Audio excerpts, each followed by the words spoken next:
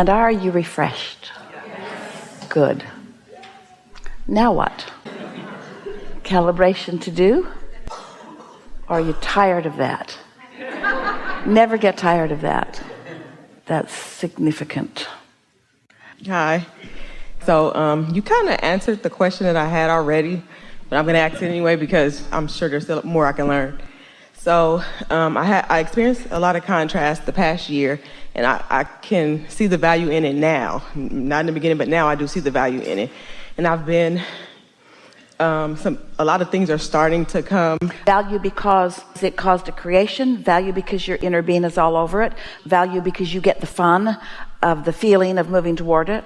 Yeah. Yeah, and it showed me how I was creating it. I'm like, oh, that's what I'm doing. So I was able to see what I was doing to make it happen and stop. Good. So now things are happening, moving in a better direction. But the biggest thing in my life right now hasn't happened yet. So I find myself slipping back like, oh, why hasn't this happened yet?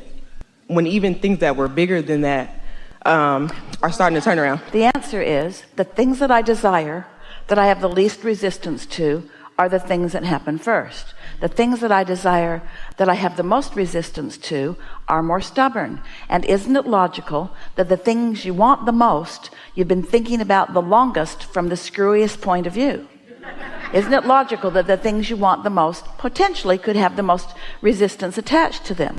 So the things I want the most, I have the most cleaning up to do about. And here's the other big thing. The thing I want the most, I can't just forget about it because I want it. If I could just forget about it, then I'd get out of the way of it and it could come. But because I want it so much, I'm obsessed with it. So I think about it all the time from a point of belief system that's calibrated in a wonky way. And now I got some work to do, yeah? Yes.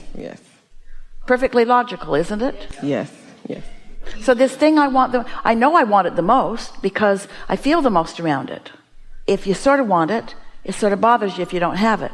If you really want it, it really bothers you if you don't have it. Those are all those calibration clues, yeah? Yeah. Well, what can I do to make it come faster? 2 things. Don't worry about it. Okay. That's not likely. Right. Clean it up. That's not likely either. Oh, that might be more likely. You seem rather determined. You seem like you want to clean it up. Want to clean it up? Yes. Let's clean it up. Okay. So can I just tell you exactly what it is? Just tell us sort of softly what it is. Okay. Don't dig a big hole that we all have to climb out of. Gotcha. Okay, so a part of the contrast was I lost my residence. So it's only been a few months, but I've been staying with my sister. And this is the first time I've ever, in my whole adult life, that I've ever not had my own space. So I'm trying to get back to that. Like I want my own home again. All right, and it's not coming fast. So what kinds of things are the only thoughts that you can feel are out of calibration with what you want?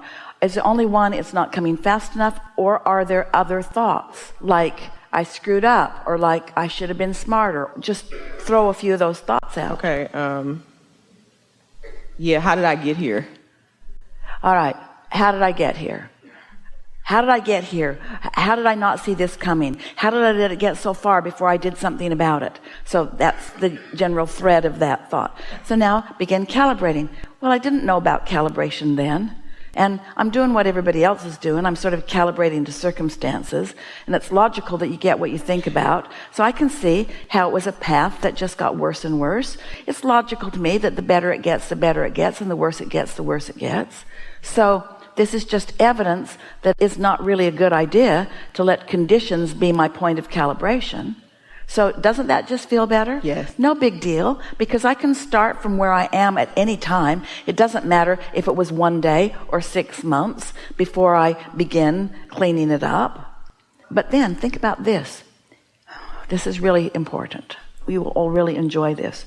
So at the same time that you're sort of beating up on yourself, how did I get here? A similar vibration, one of very similar attraction power, says, I don't like living here. This is not the best place to be. Nobody puts anything away. Oh, that is the exact thought.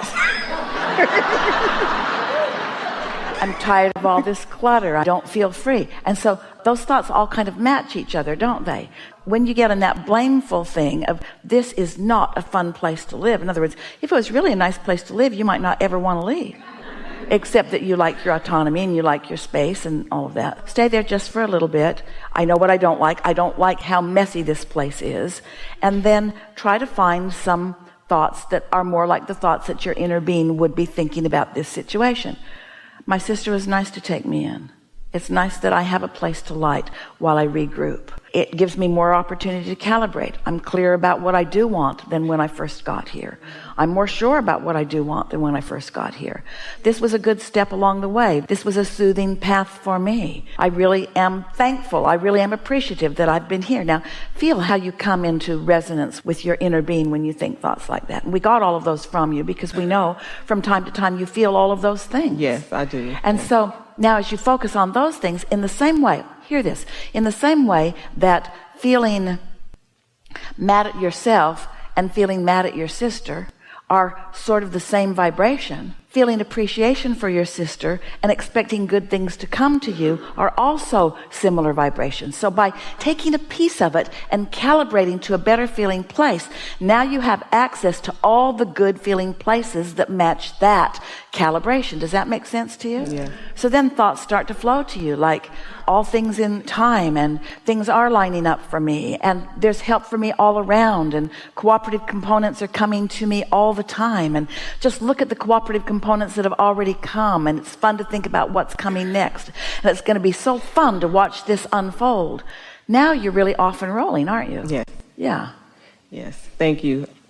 I just have one more question if I can. So I'm a teacher, and I feel like I'm pretty good at what I do, but this particular year I'm a substitute teacher, so I'm walking into a room full of kids who don't know me, and there's a lot of resistance with them. And so a part of me, I'm trying to remember all these things that I know and that I've learned and bring it into that environment.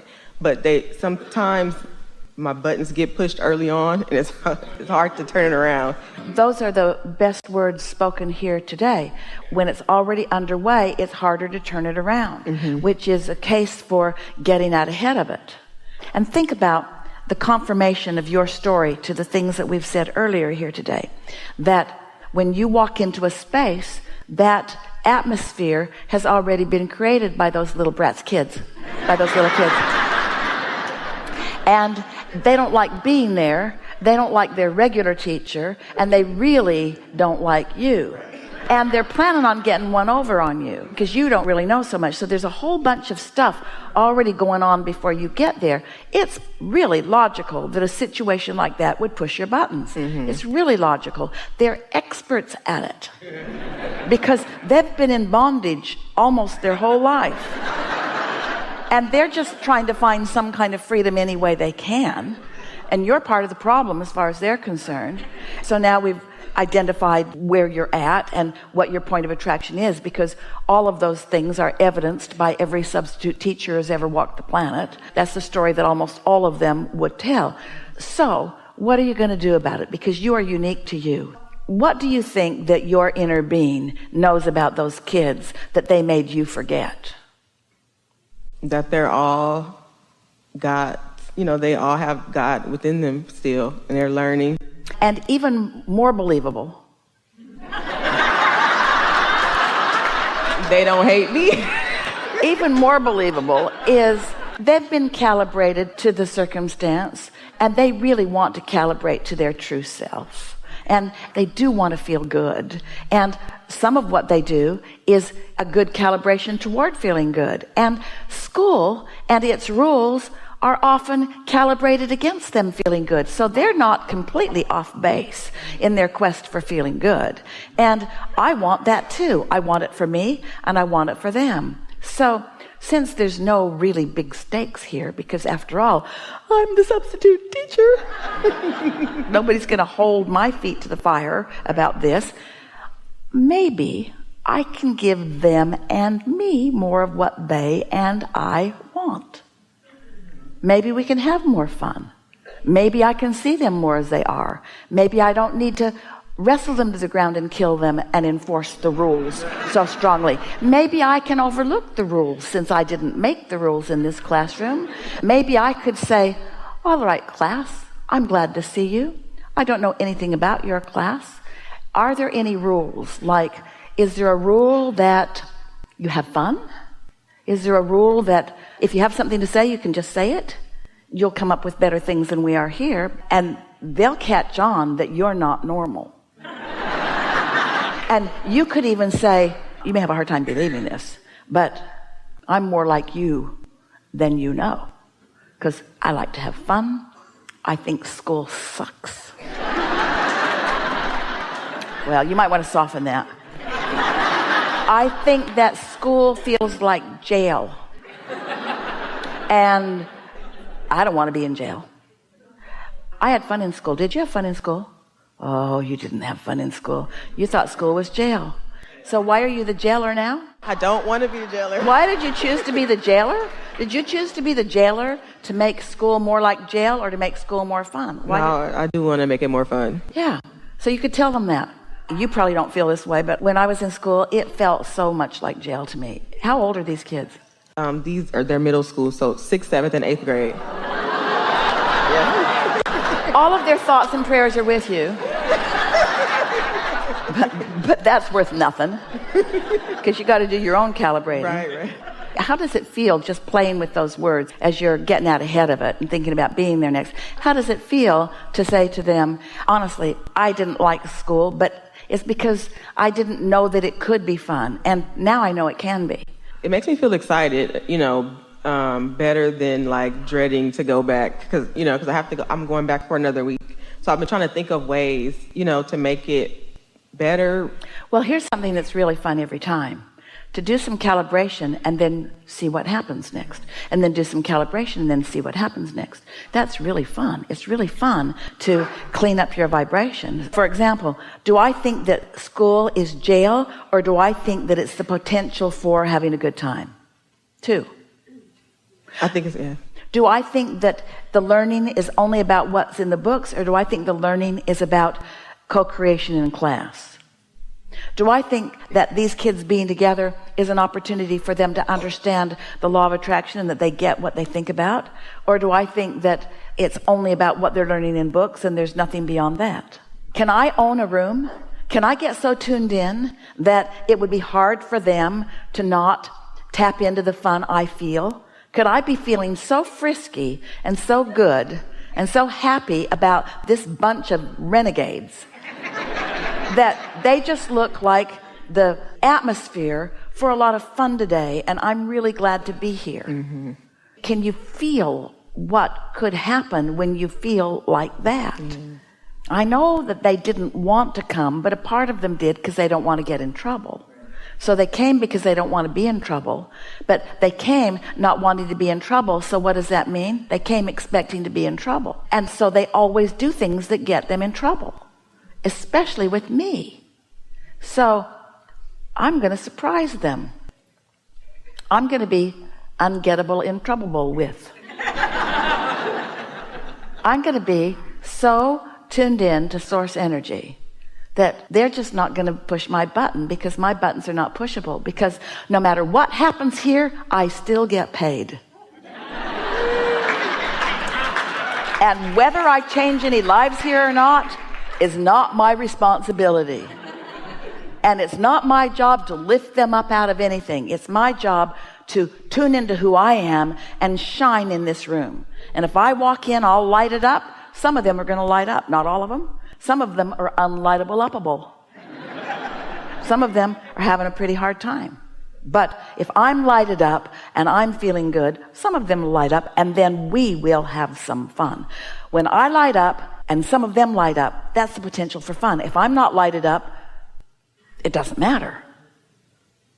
Oh, Abraham, have some of them been lighting up, hoping that they would light me up? That's what kids do. They're born and they haven't forgotten what fun is or what good feelings are. But no, I'm a teacher. You can't light me up. I got rules to keep and learning to give. So if you go light it up, some of them already are, you're just going to have the best time. You're going to be a sought after substitute. Those kids are going to say, when can she come back? When can she come back? the system will learn that you're one who lights people up.